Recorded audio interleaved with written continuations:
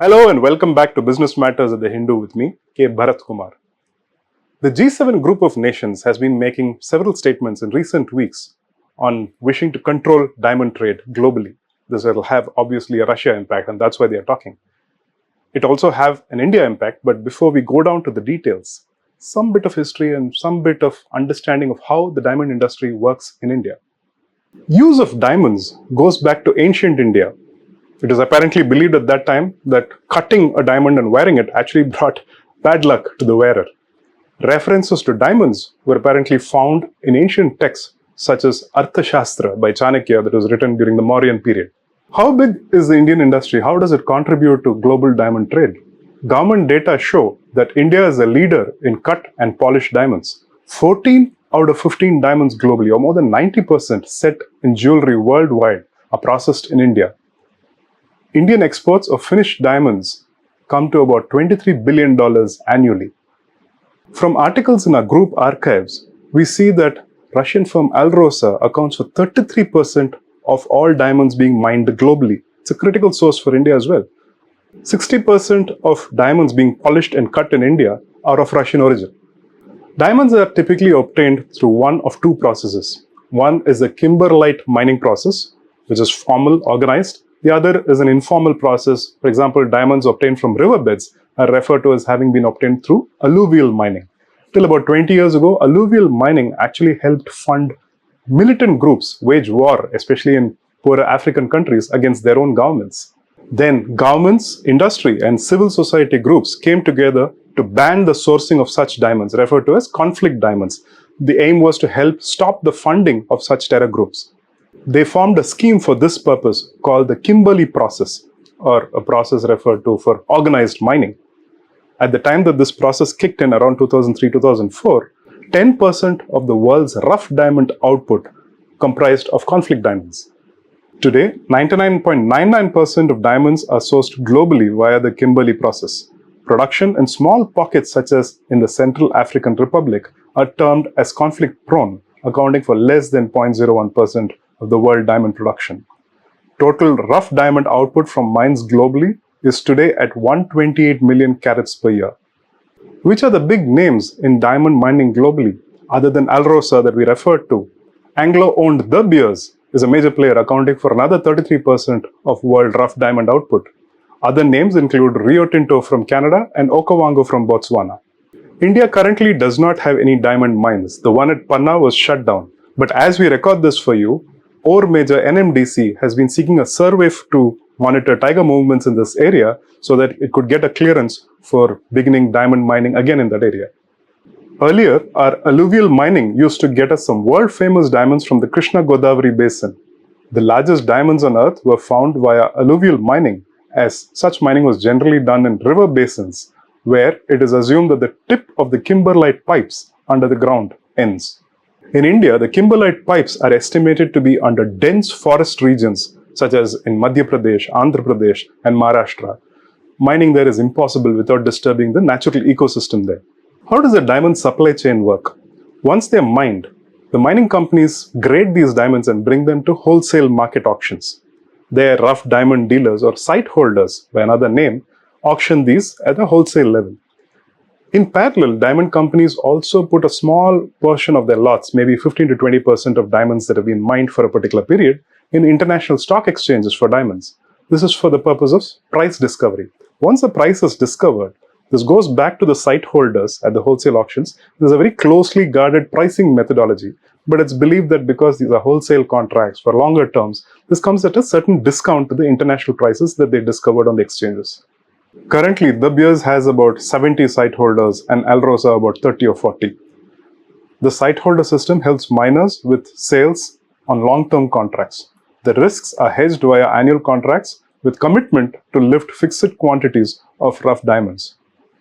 Though India is a major destination for polishing and cutting of diamonds, it's not a major trading center like the ones you'd find in Belgium, Hong Kong, Dubai, or Singapore. Trade insiders here refer to tax benefits that are given in those countries for the sale of rough diamonds. Rough diamonds that are imported land up at, for example, the Bharat diamond bourse or manufacturing centers in Surat, Gujarat. Once these are cut and polished, they're also referred to as finished diamonds. These go back to be sold to major jewelers worldwide through these bourses or trading centers. Most Indian exporters have their offices in trading centers such as Antwerp in Belgium, Tel Aviv in Israel, New York City, or even Mumbai. So far, we've talked about diamond as stones, but diamond jewelry sales is a $100 billion market globally at the business-to-business level. At the retail level, this could go up to about $200 billion annually, according to rough estimates in trade circles. And no surprise, the US accounts for 50% of the purchase of finished diamonds globally. Have you ever seen an American movie where the person proposes to the lady of his life without a diamond ring? So the answer is very obvious. It's the US that takes the bulk of finished diamonds. India accounts for about 5% or thereabouts. In India, the diamond sector employs about 1 million people directly. It impacts the livelihoods of 5 million indirectly. Now, what is the problem? Given the current geopolitical situation with the war going on between Russia and Ukraine, the US and other G7 countries are seeking to completely cut Russia out of the supply chain.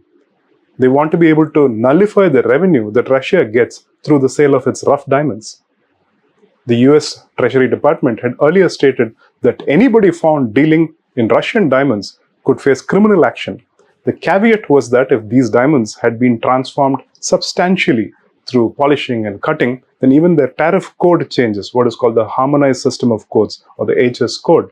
If that code changes, then such diamonds can be exported to countries in the G7 grouping, the US, and so on. So Indian businessmen exporting diamonds were still able to do trade with the US. But now that may be changing. India sources 10 to 15% of its rough diamonds directly from Russia. The remaining is got from trading centers and bourses in Antwerp and Dubai. What is the G7 considering currently? In February, it had put out a statement that it would be ramping up sanctions against Russian diamonds to the next level. It wants to completely close the window of substantial conversion that exporters were using, example from India, to export to G7 nations.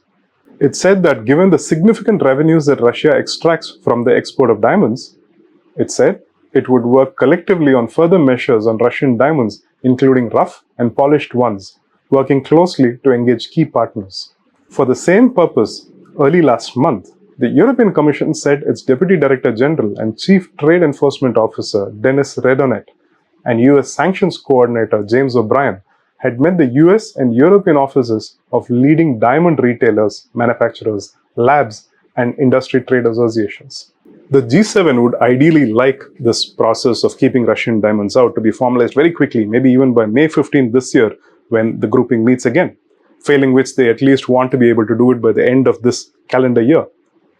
But trade sources in the diamond industry tell us that it's nearly impossible to achieve this in such a short time frame, because currently one of the big roadblocks to this is there is no scientific procedure to trace the origin of diamonds. And for context, the Kimberley process was 4 years in the making before it was finally formalized with an aim to keep conflict diamonds out of the trade. Harsher sanctions from the West will certainly make life difficult for the Indian diamond industry. This industry has invested billions, apparently, in setting up factories for polishing and cutting and trading infrastructure. To be able to segregate diamonds basis the origin would mean duplicating these, which is not a simple thing. The Gem and Jewellery Export Promotion Council, the GJEPC in India, says that it is in touch with the G7 and especially the US authorities to try and negotiate and find a viable solution to this whole process, as is the diamond industry in both Antwerp and the US, because the entire supply chain will get affected. Even jobs in the US could be challenged. The GJEPC tells us that the Indian government has also been sensitized because any move by the G7 will impact jobs and exports from India. Smaller diamonds, as those that India receives from Russia, mean more employment. Why? Because the labor content for small diamonds accounts for about 70% of the final diamond value. In larger diamonds, it could range between 5 and 15%. India is the only polishing center that works on diamonds that are of 1 carat and below. We are a monopoly in that range. So whatever action the West takes, it has to be rolled out on a gradual basis. I'm sure this is just the beginning of the story. More developments will happen. We'll keep you posted. Till we meet again, have a lovely week ahead.